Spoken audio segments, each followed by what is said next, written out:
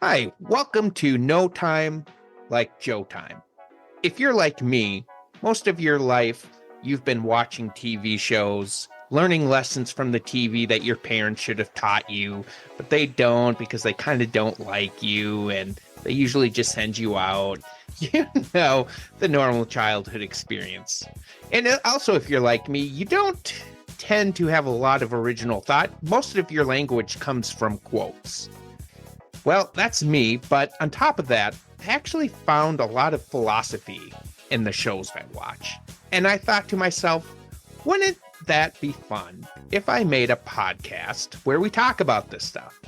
And I did, and it sucked. So now I'm doing it again, but I'm going to have a new host with me every time. Today, for our first episode, I'm so happy to have my friend, my cousin, Jacob Shornack. We'll be talking about all kinds of shows like The Simpsons, Scrubs, The Simpsons, Futurama, Simpsons, Rick and Morty, Simpsons. You get the idea. So with that, we'll get started. Enjoy the episode.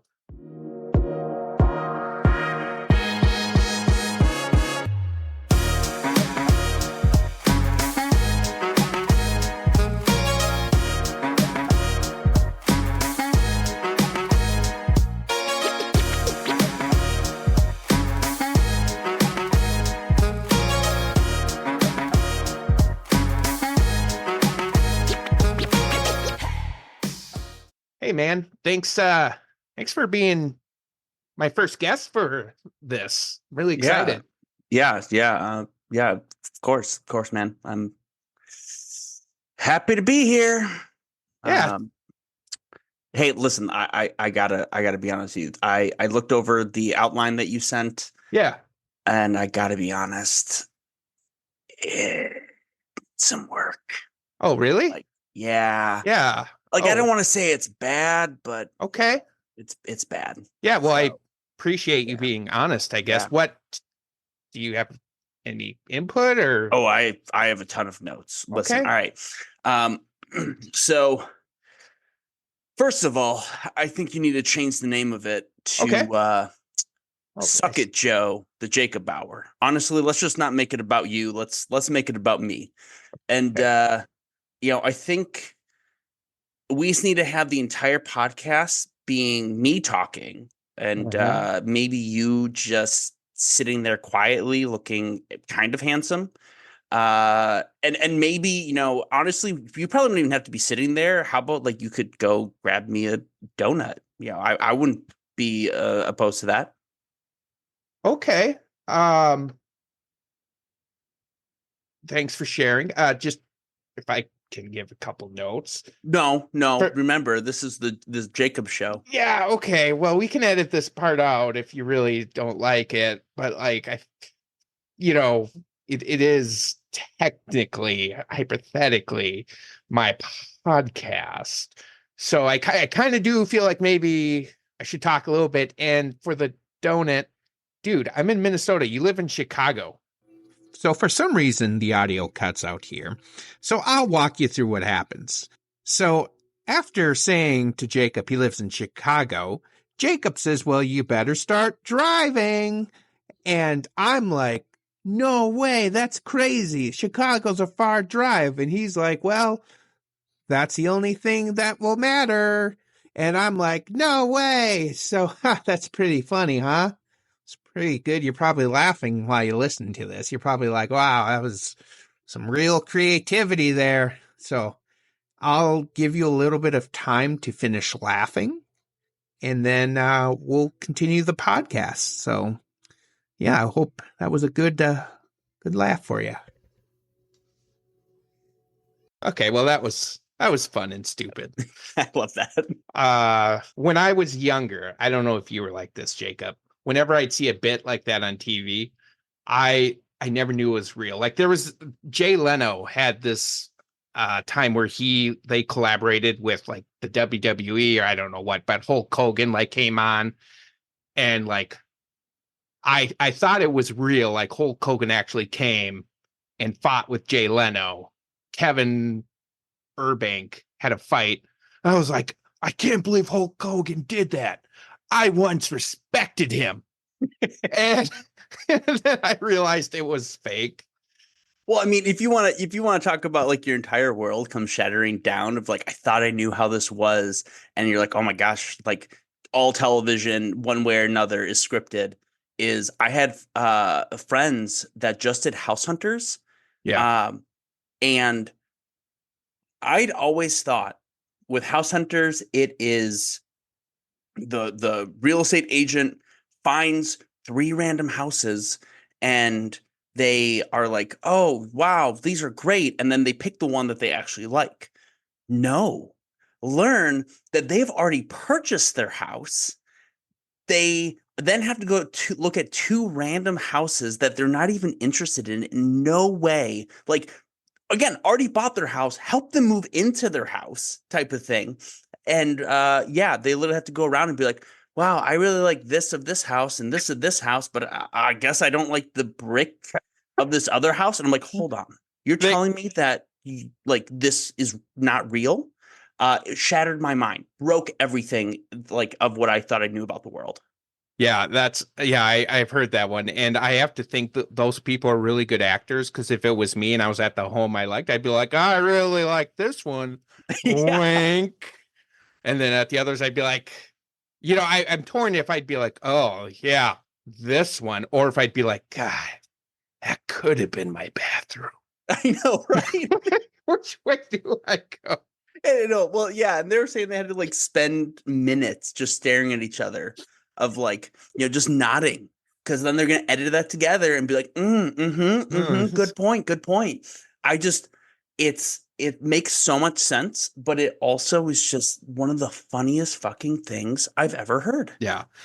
One thing that got me, I tell this story and people laugh at it all the time.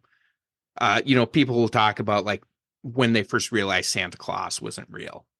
I never grew up. I think my parents told me really quick, like, no, that's not real.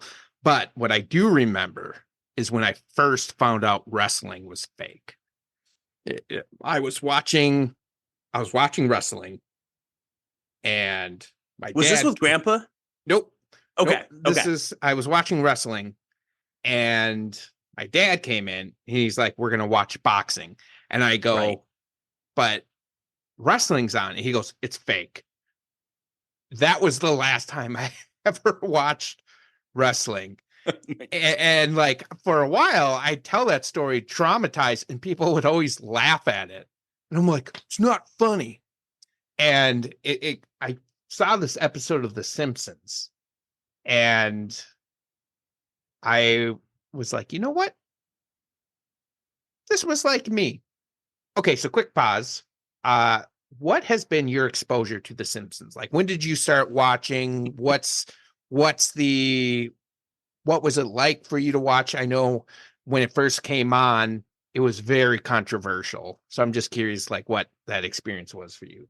Yeah. So, my parents didn't let us watch The Simpsons as kids. Mm-hmm. I think for the same reason that a lot of parents were like, no, this is inappropriate for children. So I really didn't get into it until like high school time, like late middle school, high school. And I have not seen all the episodes.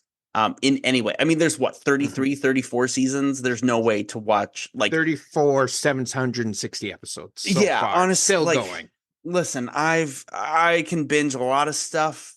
34, 700 plus episodes. I'm like, listen, I'm gonna go lay down, and that's like trying to watch, every single episode of Law and Order. There's over like 400 episodes. I'm like, I don't need to do that.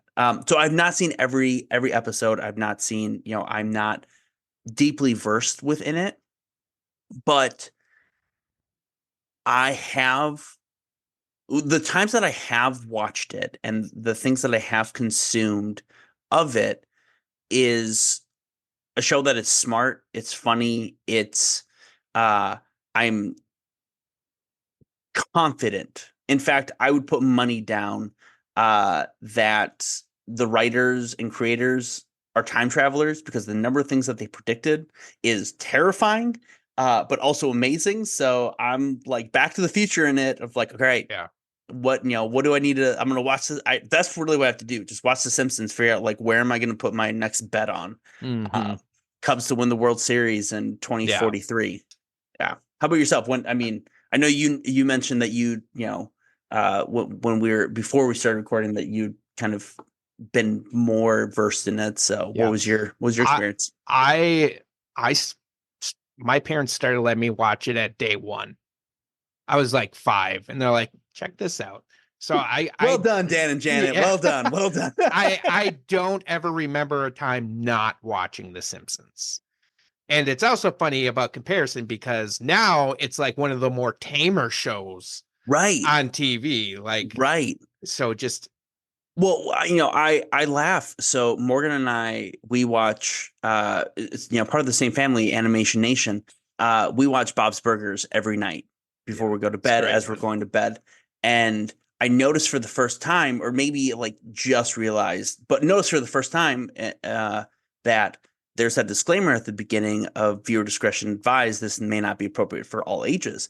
And I was like, are you Bob's Burgers? Like this is a wholesome show of a family who loves each other. But I think it's that same thing as, people see that little disclaimer of viewer discretion advice. Oh, this isn't going to be appropriate for kids. But it's like, but what's really bad about it? Like, what's actually the thing that is like terrible and gonna ruin children and all this? It's like, I guess that there's drinking and a little bit of cussing and diverse-ish group of characters. Like, I don't know. Oh, but I love that. I love that. Like that story of you and your dad having those warm, fuzzy feelings watching it and like really bonding. That's I've actually started letting my oldest son, who's 8, watch The Simpsons with me. And I learned this from a podcast I listened to. There's a podcast called Talking Simpsons. If you're a Simpsons fan, it's a must listen. They go through every episode of The Simpsons and they talk about behind the scenes. They like references. It's amazing. I love it. So good. But one of the guys, he's kind of in my boat where he's watched it his whole life. But his parents like would teach him things through it. Be like, yeah, Bart did that. But obviously, here's why it's not okay. And so like he actually learned a lot from it to be like, oh, this is why it's not okay. So I do that with Jack. I'm like, yeah, this is funny on TV, but here's why you actually don't do it. And it's been really good. So we're going to play a quick clip of The Simpsons and we'll go from there. Hell yeah. Sideshow Bob has no decency. He called me Chief Pig'em. Now I get it. Good. I can't tell you how many times I've watched that, and it gets me every time. Just he's so mad about it, and it's a courthouse, and everybody just laughs. And he's a menace to society. He called me Chief Pig'em. It's of all the things that Sideshow Bob has done in his life, that is definitely the worst. Definitely the worst. I didn't even think about that. Like that's what he brings up. Not the multiple times he's tried to kill people. He called Kidnap Bart? No. Listen, he got my name wrong. He called me a pig. Oh God, I never thought of that. Oh my. Now I hope it's okay to bring this up. I think you are somebody who you haven't taken yourself too seriously because you used to do stand-up. Yeah. I did stand-up for about 2 years and had a great time doing it. Yeah. Have you found truth in that of like not taking yourself too seriously? Yes and no. I've found that it's good to laugh at yourself. 100%. It is so important to be able to like have those moments where you're like, listen, I'm a goofy person, and I'm like, oh man, that thing that I did, that was kind of embarrassing, but like I can laugh it off.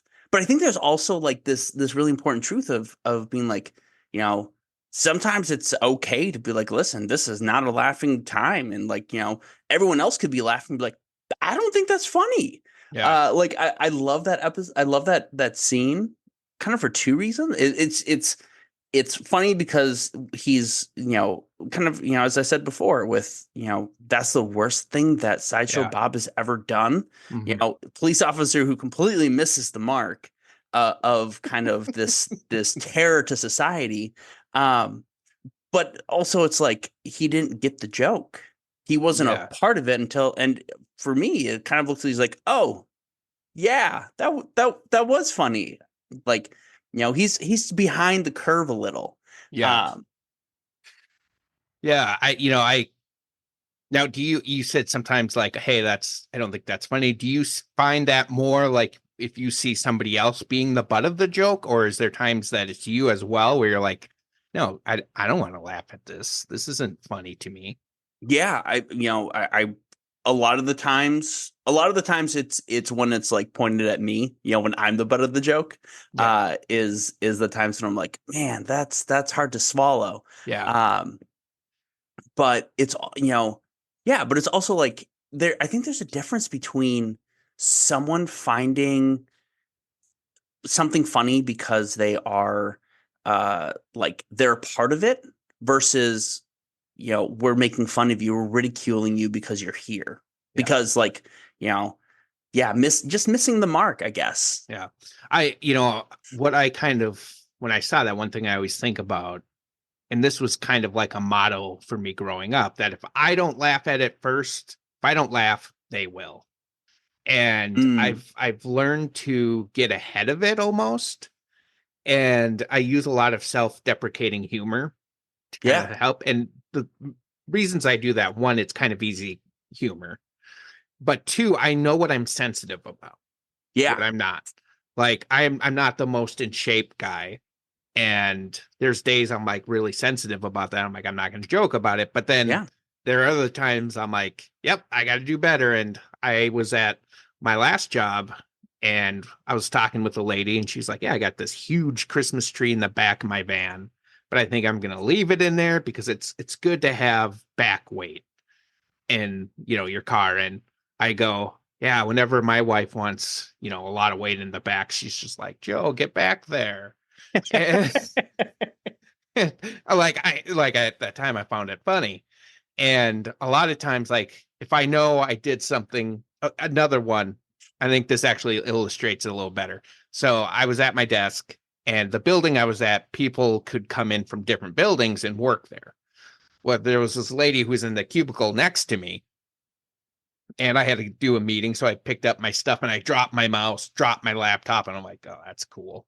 So I bring it all, go back in, come back, start putting stuff down, drop my notebook, drop my mouse again, drop my keyboard. Like I don't do that normally. And I'm like, okay, she sees this. We both see this happening. So I look over at her and I go, I'm not normally that clumsy. and she goes, are you sure? And I laughed so hard, but I think it was because I initiated that and I made it okay. Absolutely. Absolutely. And I think like that's a big part of it is like, one, like you being like, hey, I'm going to laugh at this first and like joke of myself first. I think, and even people who are, making the joke, like, in your, like, a great example of like, people making joke on like my behalf, towards me or whatever, on the butt of the joke where I'm like, I'm okay with this are people that I know and trust who I know don't mean it in like anything ill about it. Right. And obviously most people who know you aren't trying to make you the butt of the joke. Yeah. For like, just for fun, for no reason. Sometimes you just, realize that there's like, well, that's what you're supposed, like, that's your role. That's who you are. But, an example of a time where I'm like, yeah, I'm totally fine with it. And I think it's funny and I'm in on it too. And that's the big thing. I'm in on it too is when someone's like, when in our D&D group, when someone's like, suck it, Jacob. Which again, suck it, Joe. That's the new name of the podcast. I'm telling you, it's a good one. But like at that point, I know at no point is that something that's like point at me negatively. Like they're not like, oh, we hate Jacob, suck it. It's like, haha, that good thing happened. Suck it, Jacob. Yeah, this kind of reminds me a little bit of Mr. Rogers went on Johnny Carson. And right before he went on, he met Eddie Murphy. And Eddie Murphy was doing this. This is when he was on SNL, and he was doing like Mr. Robinson's Neighborhood, which the bit was like he was in the ghetto. Yep. And like there's a picture of Mr. Rogers with Eddie Murphy, and they asked Mr. Rogers, what do you think about it? He's like, oh, I think it's funny. I think it's, done out of, love and kindness. But what he talked about, what he didn't like it when people were impersonating him on the radio because the kids couldn't tell that it wasn't him. So he was very frustrated with that. So we are going to go on to the next clip where we're going to learn about when you take something so far and maybe you don't realize you took it so far. So here's the clip.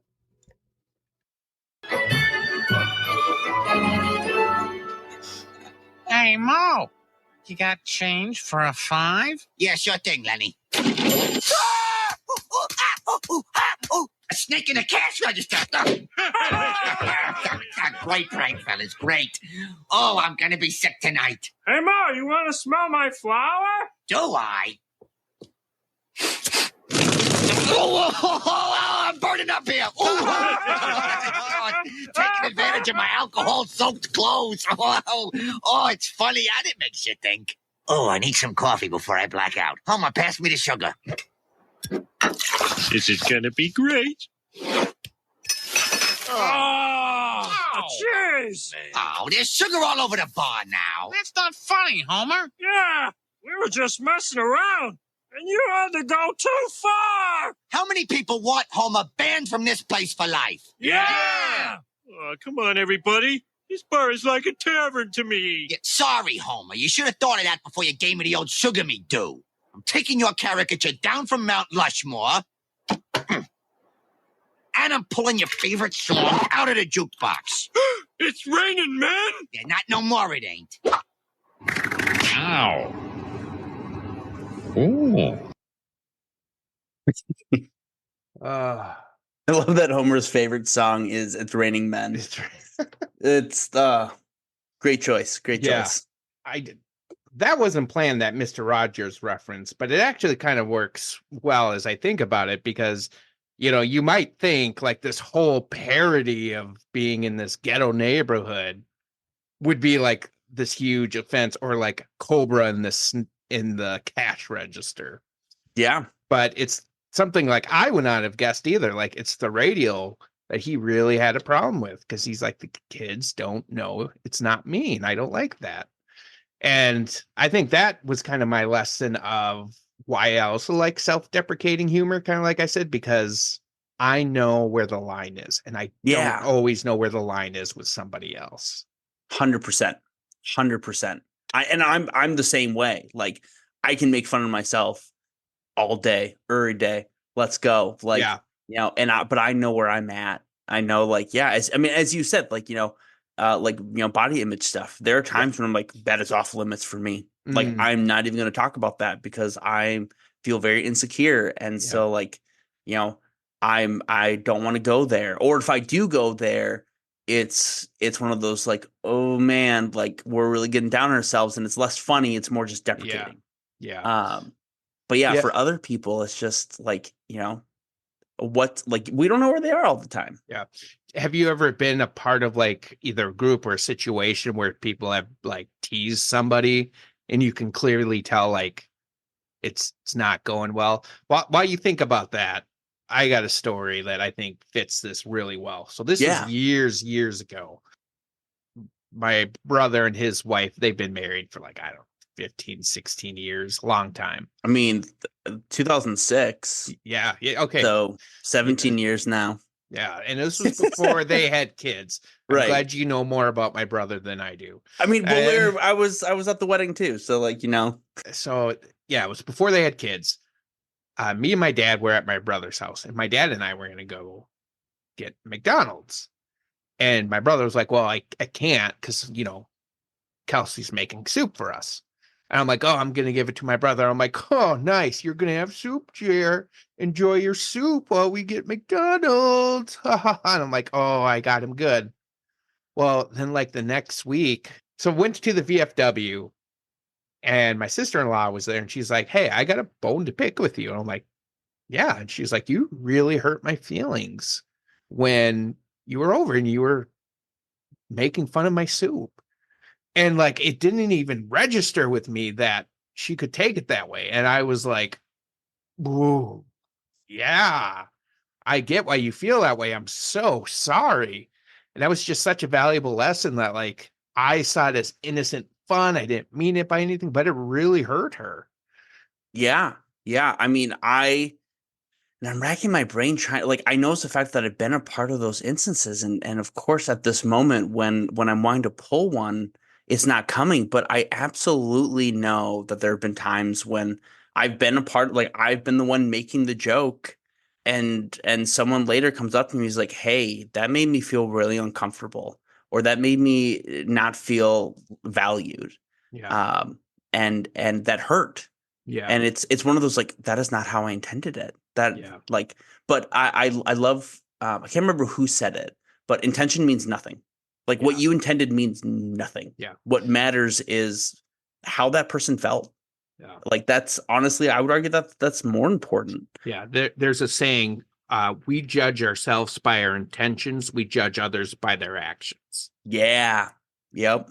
And I think that's, and that's actually kind of where I was going to lead next to, because I feel like things have gotten better with this, but I think, well, my kids are notorious for this. So they'll be like playing games and one of them will be like, God, you suck. I hate you. And I'm like, hey. And they're like, I was saying it to the remote control.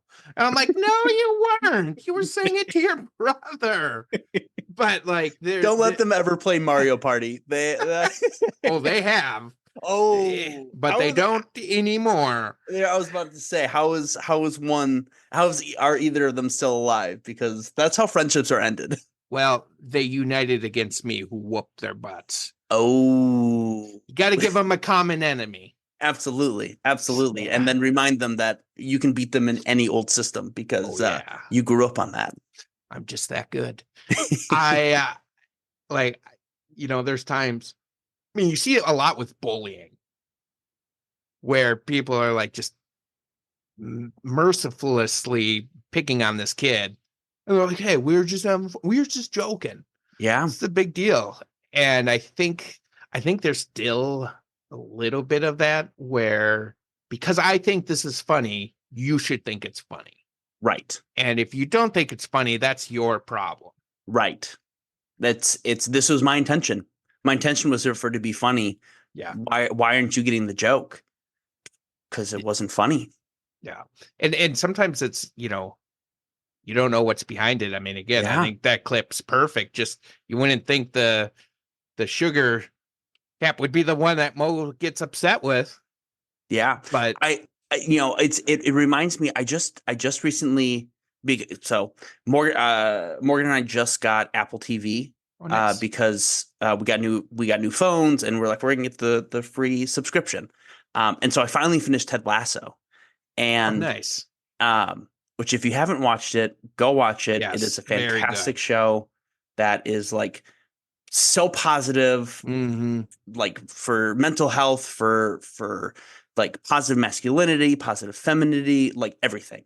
Yeah. It's just such a pure show. But Roy, one of the gruff players and later coach, talks about how, like, he like one of his first years on the team is making fun of a guy. The guy's going to have a kid and make some joke of like, oh, like, how do you know that you're the dad? Like, maybe I could be the dad. And the player just beats the living shit out of him. And he's like, I had broken ribs and, a black eye and like a cracked skull, all this stuff. And the guy was kicked off the team, and come later to learn that he and his wife had lost the baby. And he hadn't told anyone that this had happened. And the moment that this was said, the guy just lost it. which is one of those, you don't know what's happened behind closed doors. Yeah. And not everyone's going to share with you what's going on. Yeah. And that's like, and it's not their responsibility to do that. Yeah. Like, that's not on them. It's sometimes just like recognizing that they do tell you, taking it seriously and saying like, man, I fucked up. I hurt you and I'm sorry. Yeah, no, that's a good example. And I think, and it was funny because like the church I grew up with, people were like, you watch that? Why would you watch that? And, you kind of tapped on this of like, you don't know what's going behind the scenes. Part of the reason I love The Simpsons as much as I could. Growing up, my dad worked in construction. So there were weeks he worked 80 hours in a week. Yeah. Yeah. And you work that much, you're going to be a little cranky. And so because he did that most of his life, I kind of saw my dad as this kind of scary figure. But when we watched The Simpsons together, there was this bond. Oh, I love that. We were in it together. And so when I watched The Simpsons, I have this warm and fuzzy feeling about my dad. Oh, I love that so much. And when I started to tell people that, they were like, oh, I mean, I feel like I don't know if you're like this, but I'm a rare exception where I'm like, hi, nice to meet you. Would you like to hear about my depression?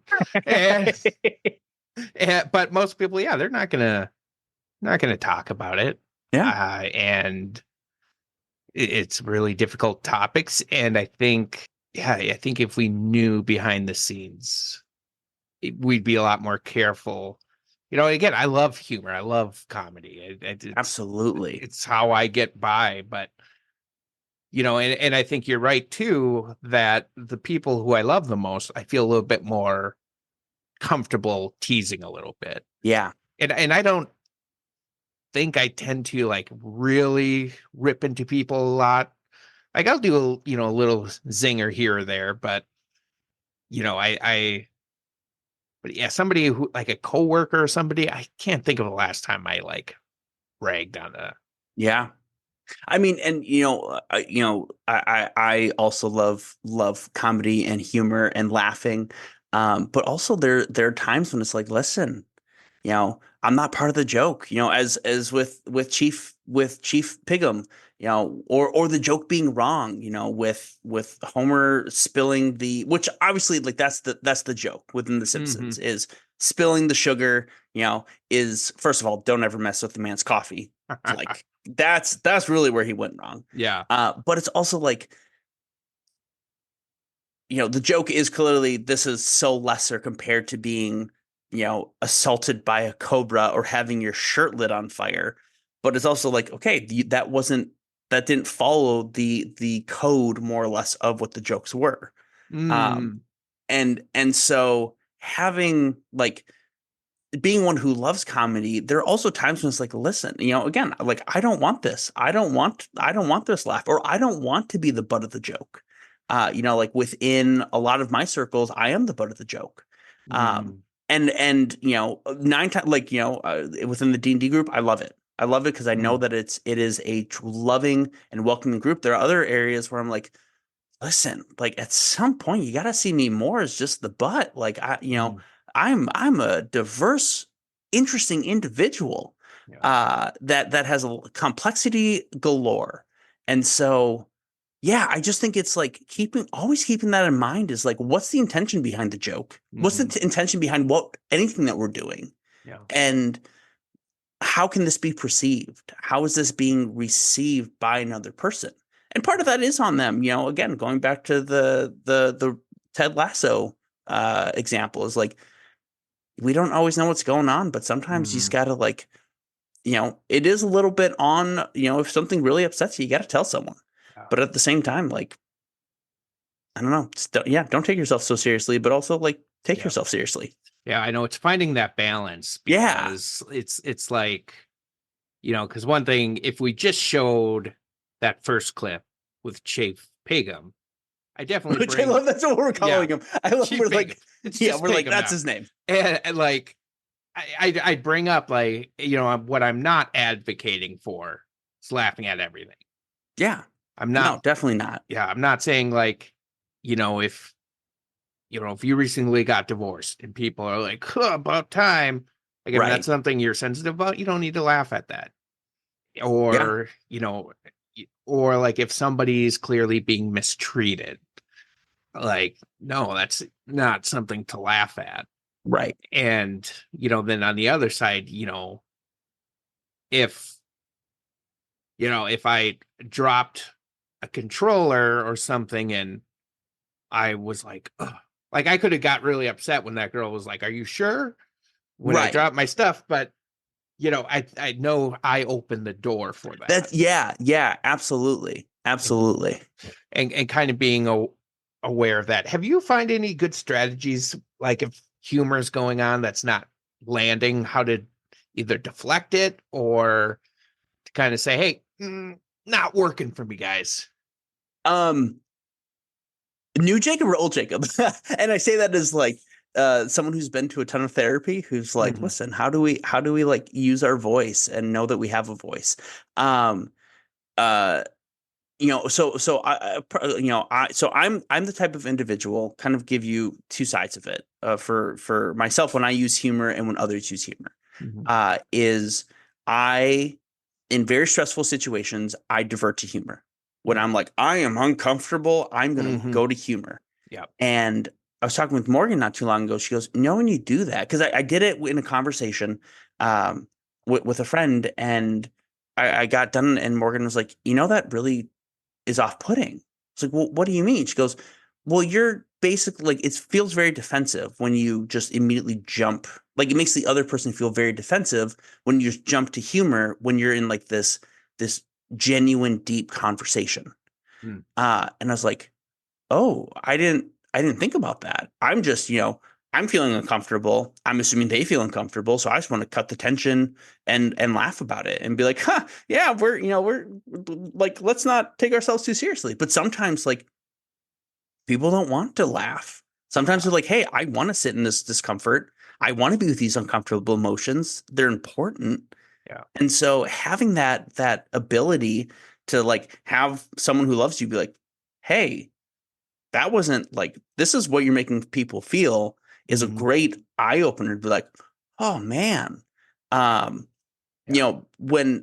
for like when other people, like for my self-diffusing, the thing I used to always do is join in on the laughing. And be like, oh yeah, I'm going to join in the joke, even if I'm like, I do not like this. But like, well, kind of as you said earlier, if I'm laughing, like I can laugh first and then I win more or less. Like it's not as cutting. But I've just found that, recently it's like if I'm like, hey, I don't like this, I'll be like, hey, that, can we cut out with that joke? And if people are receptive and if they respect and love you, they don't have to love you. They respect you, or in any way that they'll be like, oh yeah, I'm sorry. I didn't realize that this was, impacting you in that way.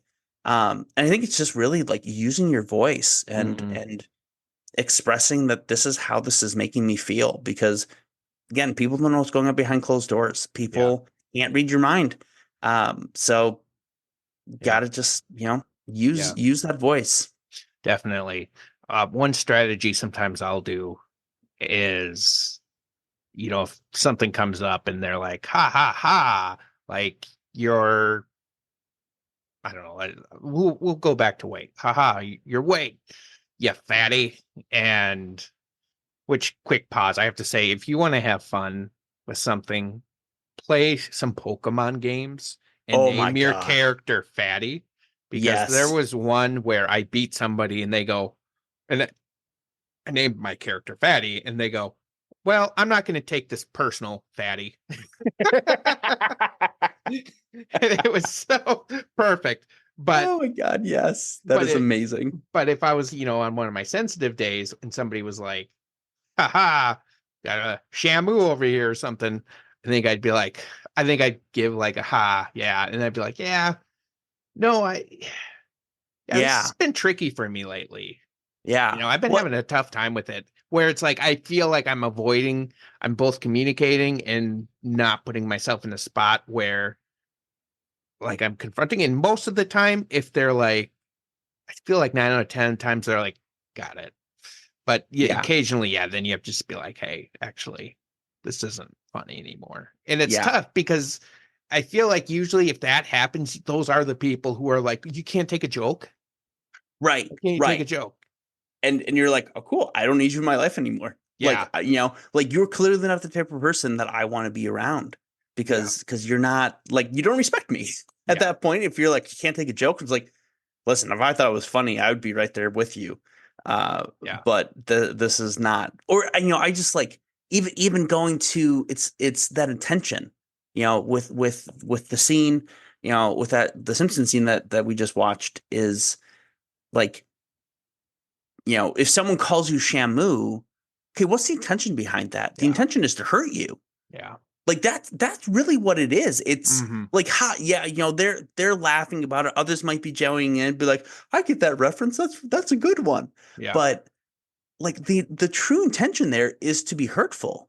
And that's like, some people find that humor hilarious. I know there's some comedians who absolutely love, to like really point out and degrade women or different ethnic groups, or even men. And I'm like, listen, some people find that hilarious. I don't. Like everyone's going through some really hard stuff. Yeah. Why, like, don't, if your intention is to be hurtful, even if you're like, but it's for the sake of comedy, it goes back to the whole bullying thing of like, can't take a joke. It's like, well, no, the intention is for you to be hurtful. Yeah, definitely. Yeah. And it kind of feels like a lot of times we could have played this clip, again, this is why I'm like, everything's a quote for me. There's a Simpsons episode where Marge takes Bart school shopping and she gives him, in his eyes, some kind of nerdy clothes. And he's like, Mom, kids are going to beat me up if they see me in this. She goes, well, if they beat you up, they're not really friends. And it's like, yeah, I know. It's not my friends who are beating me up. Right. It's like, yeah, you're right, Mom. And like, hopefully most people realize like, oh, that's not actually a friend, but sometimes it's just not the friends. Like it's somebody who doesn't like you at work but sometimes it is the friends. Yeah. Sometimes it is the friends. And that's when it gets real tricky. That's when it's like, man, this person does respect me. And like, I really admire them and I enjoy spending time with them, but God, they're degrading me. And they're like, but it's all for the humor. And, I think that's where it's like, you got to use your voice and you got to say like, hey, I didn't find this funny. Yeah. I'm going to put you on the spot. I want you to tell me if you agree with this statement or disagree with this statement. Okay. It takes courage to stand up to your enemies. It takes even more courage to stand up to your friends. Oh, 100%. That is pure accuracy. It is, I would say it's relatively, it is easier to stand up to your enemies. To the people who aren't important to you, even if we don't call them enemies, people who aren't important to you. Yeah. Easiest thing in the world. If they are like, wow, why would you say that? If you stand up and they're like, their hurt feelings mean nothing to you. Mm-hmm.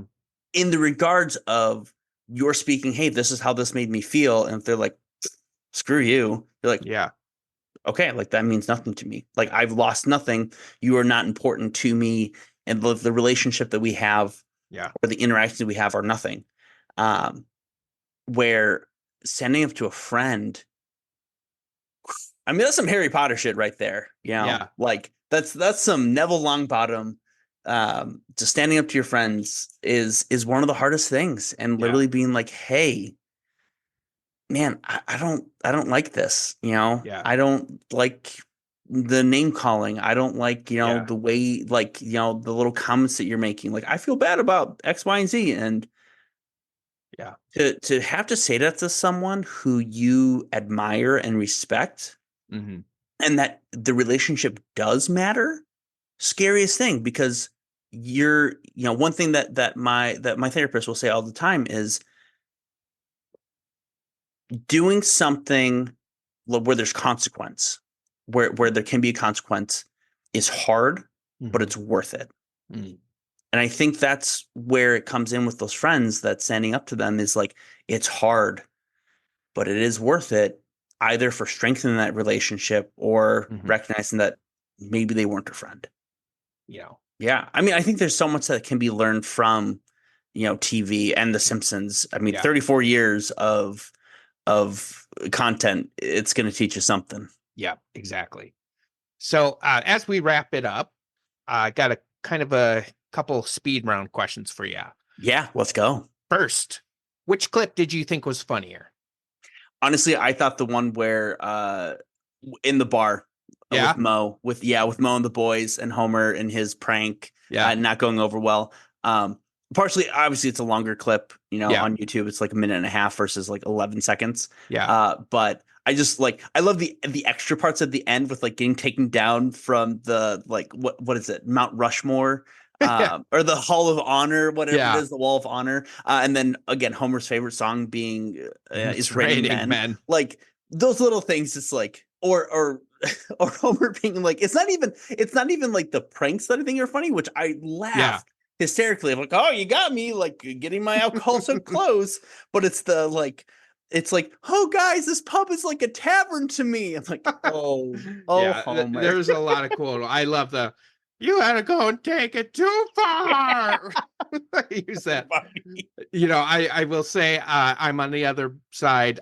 The Chief Pigum line gets me every time. Every time. It's not just the Chief Pigum. And now I'm going to have like a more appreciation for it for what you said. Like of all the stuff Sideshow Bob's done. Yeah. That's what he picks out. So that just made it so much funnier. Next question. Which clip did you think you got more out of or taught? Which clip do you think was more educational, let's say? Yeah, I mean, you could flip a coin on that one, but I think the slight edge would have to go to the Chief Pigum.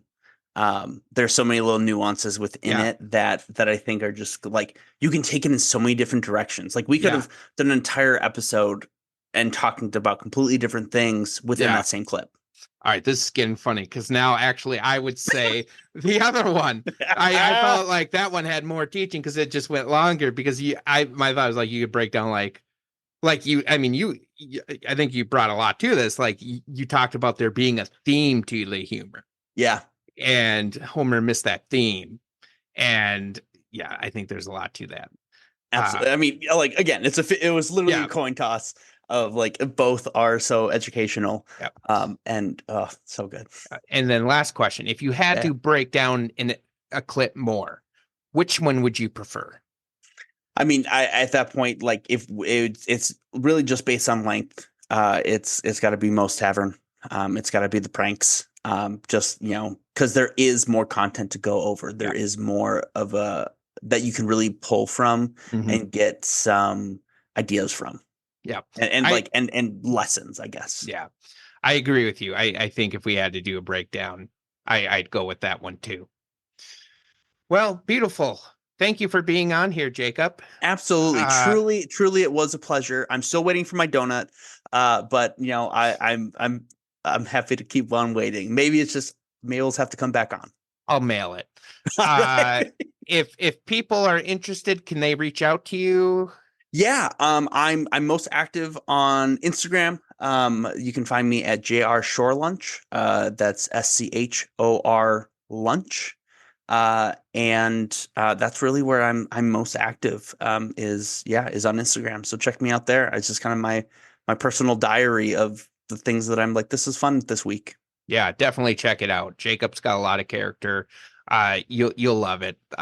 What you saw today is what you get with Jacob. So, really pleasure to have. I'm so happy you were the first guest, honestly. I'm very honored. Yeah.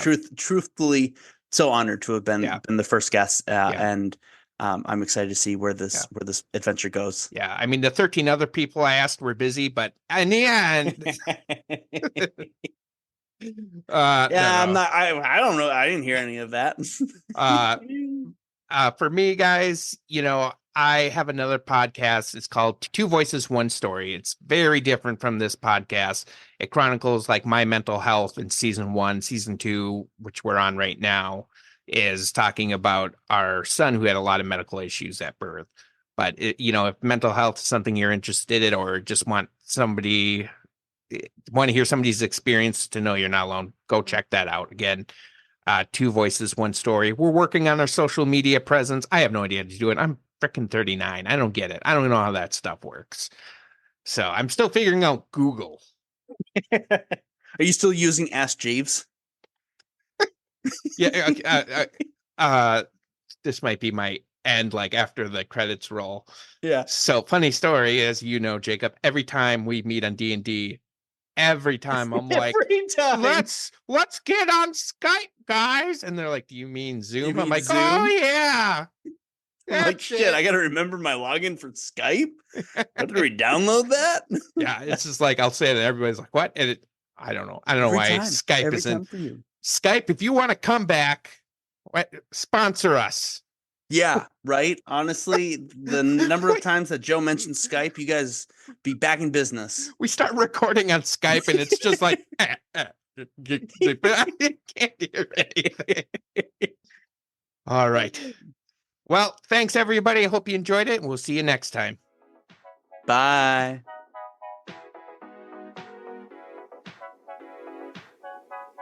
Okay, hang on. All right. There's a lot of times I almost broke.